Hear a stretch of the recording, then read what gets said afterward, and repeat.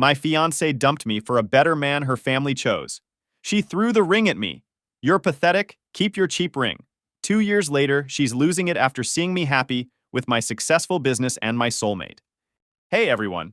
Before we jump into today's video, I need your help. We've noticed the channel is losing some traction, and subscribing is one of the best ways you can support us. It's quick, free, and it helps us keep bringing you awesome content. Your support means the world. Let's keep this channel growing together. Thanks so much. Now let's start the video. Sup, Reddit. My fiancé left me after 4 years together, called me pathetic with delusional dreams, and got with her new guy the same day we broke up. 2 years later, my dreams came true, and I was thriving. The best part? I destroyed her new boyfriend's career. She lost it. Here's what went down. I, 29 male, met my ex-fiancée, 26 female Brooke, in the most ridiculous way possible.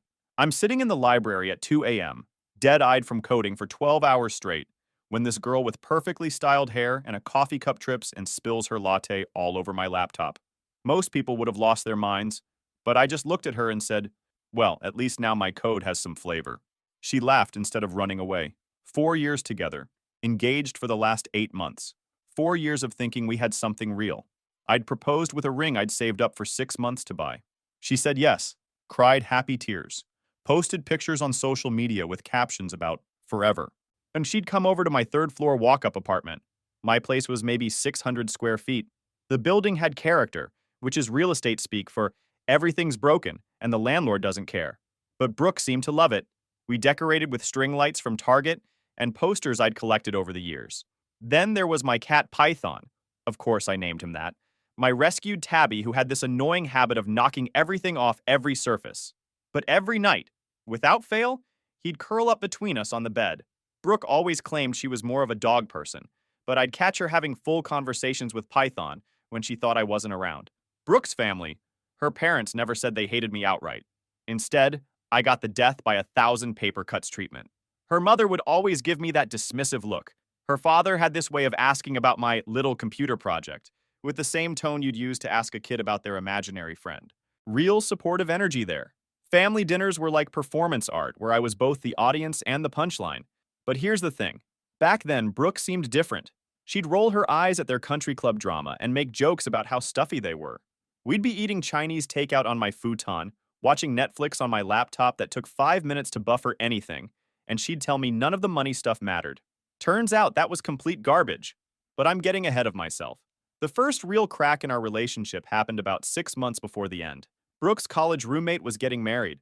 I saved up for months to rent a decent tux and buy a wedding gift. Being engaged ourselves, I thought this would be fun. A preview of our own future wedding. When we got to the reception, it was like stepping into a different world. Ice sculptures, live orchestra, champagne that probably cost more per bottle than my monthly grocery budget. Everyone looked like they'd stepped out of a magazine, and I felt like I'd wandered onto the wrong movie set. Brooke fit right in, of course. She was in her element, chatting with old classmates about their jobs at investment banks and consulting firms, their new apartments in trendy neighborhoods, their expensive vacation plans. Meanwhile, I'm standing there nursing a single drink, trying to make conversation with people who kept asking what I do, and then losing interest the moment I mentioned startups.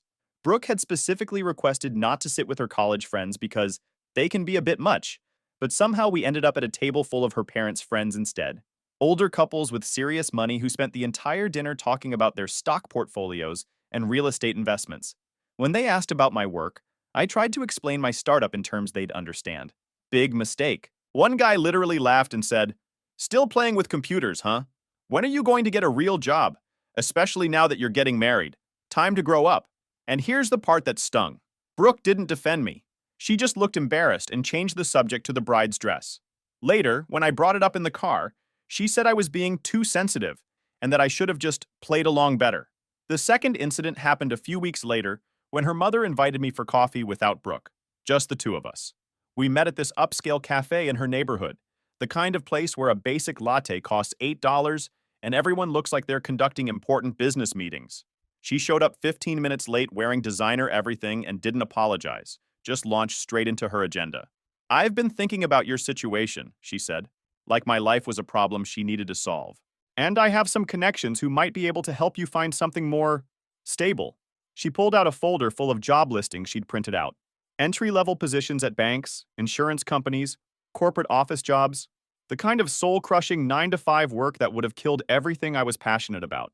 These are real careers, she explained, sliding the papers across the table. With benefits, retirement plans, growth potential, you could start at the bottom and work your way up like Brody did. I stared at the papers, genuinely speechless. You want me to give up my startup to become, what, a claims adjuster? She looked at me like I was a child refusing to eat vegetables. I want you to be realistic about your future, about Brooke's future. She deserves security, not fairy tales. The conversation went downhill from there. She kept using phrases like, when you're ready to grow up, and Brooke needs a provider, not a dreamer. She never raised her voice, never lost her composure, but every word was designed to make me feel small and inadequate. The worst part? When I told Brooke about it later, she didn't seem surprised or upset that her mother had ambushed me. She just said, she means well. Maybe you should at least look at those jobs, just as a backup plan. That's when I knew the poison was already spreading. The beginning of the end started with what Brooke called just a casual family dinner. She asked me to wear a blazer. When I showed up to their estate, and yeah, it's big enough to call an estate, I realized this wasn't going to be the intimate family gathering Brooke had described. The driveway looked like a luxury car dealership. BMWs, Mercedes, a couple of Audis. My 2008 Honda Civic with the dent in the bumper and the check engine light that had been on since Obama was president looked like it had wandered into the wrong neighborhood. The real kicker? This wasn't just family. Brooke's dad had invited his business associates and their sons. Guys who looked like they'd stepped out of a LinkedIn success story. Ivy League educations, summer internships at Goldman Sachs, fathers who play golf with senators. The kind of people who use summer as a verb. The conversation flowed like they were all reading from the same script. Investment strategies, European vacations, property portfolios. Meanwhile, I'm over here with my most exciting recent purchase being name brand cereal instead of the store brand. Real thrilling stuff. Then came the targeted questions, delivered with surgical precision. So you're still working on that little tech project? Brooke's father asked. It's a startup, I corrected, trying not to sound defensive. We're in early development, but we're making solid progress. I didn't mention that our last investor meeting had been a disaster, or that my co-founder Jake and I had been pulling 80-hour weeks trying to fix a bug in our prototype that was making it crash every time someone tried to upload a file larger than 50 megabytes. Technical difficulties aside, we were broke and running on fumes. One of his friends, this guy with perfect teeth and a February tan that screamed, "I winter in Florida," chuckled like I'd just told him the earth was flat. Tech is so volatile these days. You sure it's a wise investment of time? Maybe a backup plan wouldn't hurt? The condescension was so thick you could cut it with a knife. And here's the part that really stung. Brooke didn't say a word in my defense. Usually, she'd jump in with something about how passionate I was, or how she believed in what we were building. This time, nothing. Then they brought out Brody. Brooke's mother introduced him like he was the second coming. Brody just made junior partner at a top corporate law firm. Princeton undergraduate, Yale Law. Such a brilliant mind. Brody was everything I wasn't. Tall, perfectly groomed, the kind of guy who probably had his suits tailored and never had to check his bank balance before buying coffee. He talked about his recent bonus, like it was casual conversation. The condo he just bought in the right part of town. His 5-year plan to make full partner. And Brooke? She was eating it up, asking questions about his work, laughing at his mediocre jokes, showing more interest in his career than she'd ever shown in mine. Every question she asked him felt like a small betrayal. I barely said 10 words the entire night. Every time I tried to contribute to the conversation, someone would politely listen for about 5 seconds before steering things back to Brody's accomplishments or someone else's success story. I was watching Brooke transform into someone I didn't recognize. The girl who used to make fun of pretentious people was suddenly one of them. When we got back to my apartment that night, something had shifted. She complained about the broken elevator that had been out of order for months. She wrinkled her nose when Python jumped on the bed, something that had never bothered her before. She mentioned how small the bathroom was, like she was seeing the place for the first time. That's when I knew it was over. I just didn't know she was going to make it official so soon. A week later, Brooke showed up at my place after work, still wearing her business casual outfit from her marketing job at her dad's friend's company. A job she got without an interview, but that's a whole other story about how connections work when you have the right last name. She sat across from me at my tiny IKEA dining table. The same table where we'd had countless takeout dinners, game nights with friends, and late-night conversations about our future together. But this wasn't going to be one of those conversations. We need to talk, she said, and I could tell she'd been rehearsing this. I've been doing a lot of thinking, she continued, not meeting my eyes. About us. About my future. About what I need. I knew where this was heading, but I let her talk. I love you, but I need stability. I can't keep waiting for you to figure it out. My family made me realize I need someone who's already there. Someone who can provide the life I deserve. Someone like Brody, I said flatly. She didn't even have the decency to look surprised that I'd connected the dots. Yes, someone like Brody. And then her mask slipped. Look, I tried to make this work, she said, gesturing around my cramped apartment like it was evidence of some moral failing. I really did, but I can't pretend anymore that this is the life I want. Living in some rundown building, worrying about money, dating someone who can't even afford to take me somewhere nice. This was the same person who used to say she loved our cozy nights in, who claimed she didn't care about fancy restaurants or expensive things. You're 29 years old and you're still playing with computers in your bedroom like you're 19, she continued, her voice getting sharper. Brody owns a condo downtown. He takes me to restaurants where people recognize him. He doesn't have to save up for months just to buy a decent ring. That last part hit like a physical blow. I'd worked double shifts for 6 months to afford her engagement ring. It wasn't huge, but it was real, and I'd been proud of it. Wow, I didn't know that's what you thought about it. 4 years and you're telling me this now, Brooke? Why waste all that time? She continued. I gave you 4 years to get your act together, to become someone worth staying with. But you're still the same broke dreamer I met in college, except now you're older, and it's just pathetic. After some back and forth, the argument escalated, and she did something I'll never forget. She yanked the engagement ring off her finger and threw it at me. It bounced off my chest and clattered onto the floor. Here, take your cheap ring back, she said with disgust. Brody's already talking about getting me a real one. From Tiffany's, not some discount jewelry store. I stared at the ring on the floor. The ring I'd saved up for. The ring she'd cried happy tears over just months ago. The ring that represented everything I'd hoped we'd build together.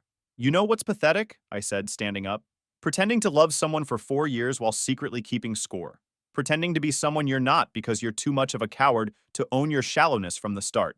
Her face flushed red. At least I'm not wasting my life chasing some impossible dream that's never going to happen.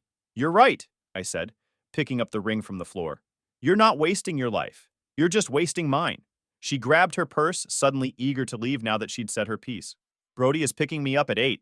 The final twist of the knife. She wanted me to know she was going straight from ending our engagement to a date with her upgrade. Good for you, I said, opening the door for her. I hope you're very happy together. 2 days later, 2 days, she was Instagram official with Brody. Not even a week after ending our engagement, there they were in matching outfits at some luxury resort in the Hamptons. His arm around her waist, her smile wide and carefree. Caption, found my forever. Meanwhile, I was still sleeping on the side of the bed we used to share, still finding her hair elastic bands in random places, still had half her stuff in my apartment because she hadn't found time to pick it up yet.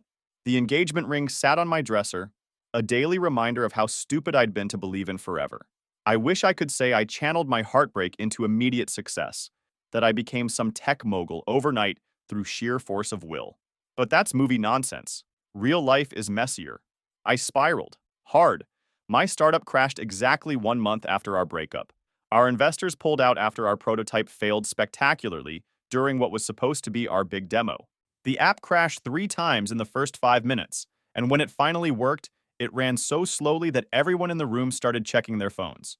Jake, my co-founder, took a job at Microsoft 2 weeks later. Can't blame him. He had student loans and a girlfriend who actually supported his career. I was suddenly alone with a failed company, a lease I couldn't afford, and savings that were disappearing faster than free food at a college event. I had to give up the apartment, but my friend Kai saved my ass. This guy I'd known since freshman year who never quite understood what I saw in Brooke, but supported me anyway. His place was even smaller than mine, a 1-bedroom where the living room doubled as his office. But he cleared out half his closet without me even asking, and let me and Python crash in his spare room. Kai's reaction when I showed up at his door with my life in garbage bags? Dude, I always knew she was high maintenance, but damn, she really said your ring was cheap. That thing cost more than my car. Then after a pause, well, my car's a piece of shit, but still. That's a real friend right there. Meanwhile, Brooke's perfect new life was playing out like a highlight reel on social media. Vacations to places I'd only seen in movies. Dinners at restaurants where the menu doesn't have prices. Every post felt personal. Like she was saying, see? This is what I deserve. This is what you never could have given me. The absolute lowest point came when I ran into Brooke and Brody at a cafe downtown. I was there picking up an Uber Eats order because that's what my life had become. My car's AC had been broken for 3 months. I couldn't afford to fix it, so I was driving around in 90-degree heat with the windows down, sweating through whatever clean shirt I had left. My phone was at 15% battery after a 10-hour shift, and I still had 4 more deliveries to make if I wanted to hit my daily goal. There they were, sitting outside like they'd stepped out of a lifestyle magazine. Brooke had this new haircut, one of those expensive styles that looks effortless, but probably took 2 hours and cost more than I made in a week. Brody was wearing sunglasses that I'm pretty sure cost more than everything I was wearing combined. They were laughing about something, holding hands across the table, looking like the poster couple for living your best life. Then Brody saw me first. Well, well, he said loudly enough for nearby tables to hear. Look who it is. Still delivering food, I see. His smirk was pure malice. This wasn't accidental recognition. He was enjoying this. Brooke looked up and saw me standing there in my wrinkled Uber Eats shirt, holding a bag of food that cost more than I'd spent on groceries all week. For a split second, I thought I saw something flicker across her face. Guilt, maybe? But then she smiled. Actually smiled. The condescension was suffocating. I grabbed the bag and walked away without another word. But I heard Brody say, just loud enough for me to catch, "Dodged a bullet there, didn't we?" And Brooks laugh in response. That moment broke something in me. Standing there in the summer heat, sweating through my uniform, listening to my ex-fiancée and her new boyfriend mock my failures, that was the last day I allowed myself to be a joke. I went home to Kai's apartment that night, deleted every social media app from my phone, and told him what happened. His response? Bro, that guy sounds like the kind of person who thinks mayo is spicy. And she laughed? Nah, man. Time to show these trust fund babies how the real world works. I cut everything out. Social media, distractions, self-pity, negative people. I went into full rebuild mode like my life depended on it. Sleep became a luxury I couldn't afford. 4 hours a night if I was lucky. Days were for Uber Eats, evenings were for my night shift stocking shelves at the grocery store, and any spare moment was spent rebuilding my startup from scratch. But this time was different. I got smart about it. No more chasing investors with half-baked ideas and flashy presentations. I learned to bootstrap, to build something real before asking for anyone's money. No more trusting people easily. I kept my circle small. Just Kai and a couple other ride-or-die friends who'd proven themselves when things got ugly. Kai was incredible through all of this. He'd bring me coffee during my late-night coding sessions, make sure I ate something besides protein bars, and never once complained about me turning his living room into a disaster zone. He even helped me land my first few enterprise clients through connections at his job. Didn't ask for anything in return, just wanted to see me succeed. For 2 years, I completely disappeared from Brooke's world. Had no idea what she was doing, who she was with, whether she was happy. And honestly, I stopped caring. While she was playing house with Brody, I was grinding harder than I'd ever worked in my life. My new startup idea came from my previous failure. Instead of trying to create some revolutionary consumer app that would change the world, I pivoted to B2B software. Specifically, AI-powered contract analysis for law firms. Kai's take on this pivot. So you're basically building software to replace lawyers? Dude, you're going to save the world and get revenge at the same time. That's some next-level supervillain stuff right there. It was boring, unglamorous work that nobody posts about on social media. But it solved a real problem I'd experienced firsthand when trying to navigate legal documents during my first startup. Small law firms were drowning in paperwork, spending hours on tasks that could be automated. Our software could analyze contracts, spot potential issues, and flag important clauses in seconds instead of hours. And more importantly, people were willing to pay for it. Then everything changed. It started small. A mention in an industry publication, a testimonial from a satisfied client that opened doors. Word spread in legal circles that there was this new tool that could do the work of junior associates at a fraction of the cost. Suddenly, I wasn't chasing clients anymore. They were calling me. My team was incredible. People who believed in the vision, who worked just as hard as I did, who became like family. Jake actually reached out during this phase, wanting to come back. Said Microsoft was fine, but he missed the startup energy. I told him we were good, not out of spite, but because the team I had now was solid. Within months, we were scaling fast, really fast. We landed a contract with one of the top 5 law firms in the country, which led to more contracts, more recognition, more investors wanting in. The company that had started in Kai's living room was suddenly opening offices in London and Singapore. We were expanding globally, disrupting an industry that had operated the same way for decades. But here's the beautiful irony. Our biggest market disruption was in corporate law, specifically financial services law, the exact area where Brody worked. Our AI tools were making junior associates obsolete, automating the grunt work that guys like Brody had built their early careers on. When I realized this connection, Kai nearly choked on his coffee laughing. Wait. You're telling me that your company is literally putting trust fund lawyers out of business? And Captain America wannabe has no idea? The first time I saw Brooke again was at an industry conference. Not as a guest this time, but as a featured speaker. A year earlier, I couldn't have afforded the entry ticket. Now I was on the main stage, talking about how AI was reshaping legal services to an audience of executives and investors. After my talk, shaking hands with people who wanted to do business, I spotted Brooke's parents across the room. The change in their demeanor was immediate and obvious. Her mother's glass froze halfway to her lips. Her father, who had once mocked my little computer project at his dinner table, gave me a slow, respectful nod. Then I saw Brooke. She was standing off to the side, frozen, staring at me like she'd seen a ghost. She looked good, but different. The carefree confidence from her Instagram posts was nowhere to be seen. She looked smaller somehow. We didn't approach each other. We didn't speak. But I saw the exact moment the realization hit her. The moment she understood that the pathetic guy she'd left behind was now more successful than anyone in her family's social circle. Kai's text when I told him about seeing her, did she look like she just realized she fumbled the bag? Please tell me she looked like she just realized she fumbled the bag. From that night on, everything accelerated. Word travels fast in certain circles, especially when someone goes from zero to hero in a couple of years. Within weeks of that conference, I started getting invitations to events I'd never heard of. Brooke's father personally reached out to invite me to one of these events. I accepted, not because I wanted their approval, but because I knew exactly what this was about. They wanted to be associated with my success. When I arrived at the event, fashionably late because why not, I immediately spotted Brooke and Brody. Brody looked different, stressed. His shoulders were tense. He kept checking his phone, and he had this haunted look that comes from knowing your world is falling apart but not being able to stop it. His firm had been hemorrhaging clients to companies like mine. Traditional law firms were struggling to compete with AI-powered efficiency, and the old guard was panicking. They were trying to adapt but failing, losing business to younger, more innovative companies that could deliver better results faster and cheaper.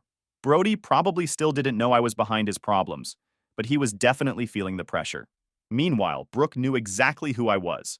When our eyes met across the room, I saw the same expression from the conference, but worse. Pure, undeniable regret. A week after the event, she reached out. I had deleted her number years ago, but her message still came through.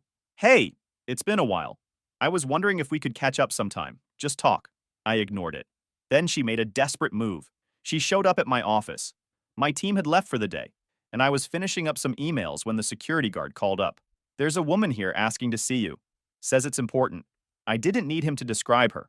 I debated having security escort her out, but then I realized this was my moment. The moment I'd been unconsciously preparing for since the day she walked out of my life. So I let her up. She walked into my corner office hesitantly, looking around at the modern furniture, the awards on the wall. So different from the cramped apartment we'd once shared. Her confidence was completely gone. The dismissive attitude had been replaced by something I'd never seen from her before. Genuine nervousness. Hey, she said softly, giving me a sad smile. It's been a while. I leaned back in my chair, arms crossed, and said nothing. Just watched her fidget under my gaze. She took a deep breath. I was wrong. About everything. I listened to my family and threw away something real. She bit her lip, searching my face for any reaction. I miss you. I miss us. Us? She nodded quickly, hope flickering in her eyes. I know I hurt you, but maybe we could start over. Try again. I stared at her for a long moment, then laughed. Not angrily, not bitterly, just genuinely amused. Start over? I repeated, shaking my head. We ended the day you chose them over me. She winced, but I wasn't done. You didn't want me when I was broke. You didn't believe in me when I was struggling. You called me pathetic and left me for someone with a better bank account. But now that I've made it, now you want back in? Her face fell as the words hit home. I stood up, buttoning my tailored suit jacket. Brooke, I don't think about you. I don't miss you. And I sure as hell don't need you. That's when the office door opened and my girlfriend walked in. Chloe, a brilliant product designer I'd met at a tech conference who had believed in our company when we were still working out of Kai's apartment. A gorgeous, intelligent woman who made Brooke look like a shallow Instagram influencer by comparison. Brooke's face went white. I turned to Chloe, giving her a warm smile before looking back at Brooke. You see, I did find someone in my league. Turns out it just wasn't you.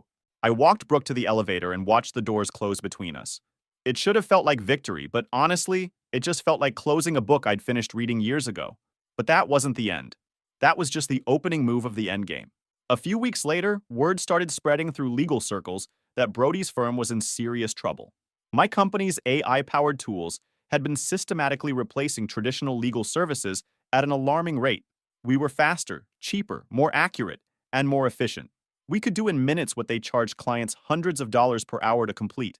Brody's firm was bleeding money trying to compete with technology they didn't understand and couldn't match. Instead of adapting, the old guard partners were panicking, making desperate moves, and losing more clients in the process. I heard through industry contacts that Brody was having a complete breakdown behind closed doors, working 90-plus-hour weeks, screaming at junior associates, desperately trying to retain their biggest clients. Kai's take. So the guy who mocked you for playing with computers is now getting destroyed by computers. Investors were pulling funding, seeing the firm as an outdated dinosaur in a market they no longer understood. And the best part? Brody still hadn't figured out that I was the one behind his career meltdown. While Brody was crumbling professionally, Brooke's parents were going into full damage control mode. They had spent years treating me like some broke loser who wasn't worthy of their daughter. The desperate attempts to reconnect started immediately. Brooke's mother sent polite emails congratulating me on my success. Her father mentioned me in interviews, calling me one of the most promising entrepreneurs of the decade. They invited me to business events, framing them as networking opportunities. I ignored all of it. Then her father called me directly. I answered out of pure curiosity. I think we should talk, son, he said, his tone warm. About business opportunities, potential partnerships, water under the bridge, you know? I let him ramble about synergies and collaborations for a few minutes before he got to the real point. Listen, Brooke made a mistake. I know that. We all know that. But she's been having a rough time lately, and I think if you two just sat down and… I hung up mid-sentence. There was no apology, no accountability, just pure self-serving damage control. That was the last time I ever took their calls. The moment Brody finally realized who was behind his downfall was absolutely perfect. I was speaking at another industry conference, this time on a panel about the future of AI and law. The CEO of a major firm publicly praised my company, saying, honestly, these guys are changing the game. Some of the biggest traditional firms are struggling to keep up. The camera panned to the audience, and there was Brody, his face completely drained of color, his expression a mix of shock and dawning horror. You could see the exact moment it clicked. I wasn't just his ex-girlfriend's loser ex-boyfriend. I was the man systematically destroying his career. That night, he snapped. I got a text from a mutual contact. Bro, Brody just lost his shit in a partner meeting. You need to hear this. Apparently, during a firm-wide strategy session, one of the senior partners brought up my company as an example of what they needed to compete with. Brody completely lost it. Started screaming about how I was just a lucky fraud, how my company would crash and burn, how traditional law would always win in the end. The problem? They were staring at him like he'd lost his mind, realizing that Brody wasn't the future of their firm. I was the future, and he was the past. But I had one final move to make. A few months later, my company was ready for its biggest acquisition yet. We were buying out a smaller but highly influential legal firm that happened to be a direct competitor to Brody's company. This wasn't just business. This was checkmate. Once the deal was finalized, we immediately poached several of Brody's biggest clients. Within 6 months, his firm was forced to merge with a larger competitor just to survive. Brody went from junior partner to just another employee, probably doing the same grunt work he'd smugly bragged about escaping years earlier. The golden boy who had everything handed to him was now just another lawyer struggling to stay relevant in an industry that had passed him by. But it wasn't over yet. Brooke decided to do one final desperate attempt. 3 weeks after Brody's firm officially merged, Brooke showed up at my office again, but this time was different. This wasn't the nervous, hopeful woman from before. This was desperation in its purest form. It was a Friday evening around 7 p.m. Most of my team had left for happy hour, but I was staying late to finish some contracts. The security guard called up, sounding uncertain. Sir, there's a woman here. She's pretty upset. Says she needs to see you urgently. Let her up, I said. I had a feeling I knew who it was. When the elevator doors opened, I barely recognized her. Gone was the polished, put-together woman I'd known. Her hair was a mess. Her makeup smudged like she'd been crying. She was wearing jeans and a wrinkled sweater. I'd never seen her in anything that casual, even back when we were together. "Thank God you're here," she said, rushing into my office without being invited. "I've been calling, texting. Why won't you answer me?" I stayed seated behind my desk, calm. "Because we have nothing to talk about, Brooke." "Yes, we do," she practically shouted. "I left him. I left Brody. It's over." I raised an eyebrow but said nothing. His firm collapsed. He lost everything, and all he did was blame me. Said it was my fault for leaving you, that I'd ruined both our lives. She started pacing frantically. "So I'm done. I'm done with all of it." "Good for you," I said flatly. She stopped pacing and stared at me. "Don't you get it? I'm free now. We can be together again. We can start over." I almost laughed. "Start over? I made a mistake," she said, her voice getting higher and more desperate. "The biggest mistake of my life. I should never have left you. You were right about everything. My family, Brody, all of it. But I'm here now, and I'm choosing you."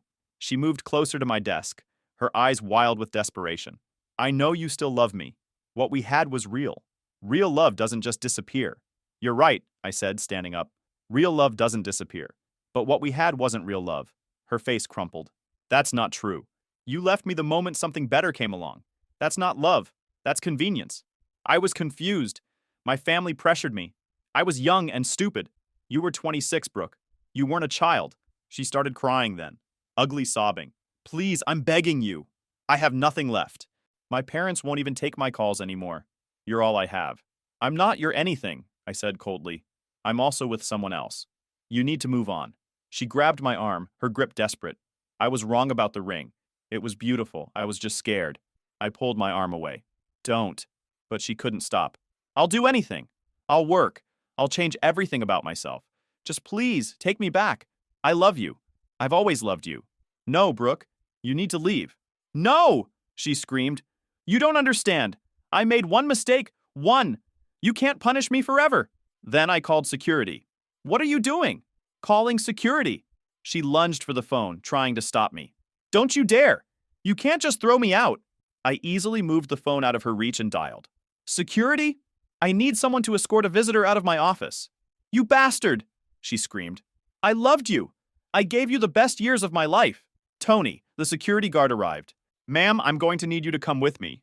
"No, you don't understand," she shouted at Tony, then spun back to me. "I'm offering you everything. My whole life. How can you just throw that away?" I looked at her and said nothing.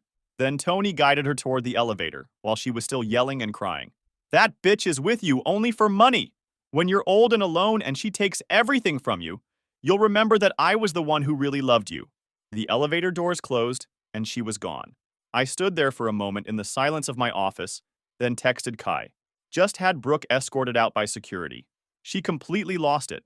In the end, I didn't need to destroy Brooke's life. She did that herself by trading real love for status symbols. When that status disappeared, she was left with nothing, not even her dignity. His reply was immediate. "Bro, please tell me someone got video." That sounds like prime YouTube content right there. Entitled "Ex-Fiancée Has Epic Meltdown at Tech Office" would get millions of views. I couldn't help but laugh. Even in the aftermath of that insanity, Kai knew exactly how to put things in perspective. In the end, I didn't need to destroy Brooke's life. She did that herself by trading real love for status symbols. When that status disappeared, she was left with nothing, not even her dignity. The best revenge wasn't destroying their lives. It was simply living mine better without them.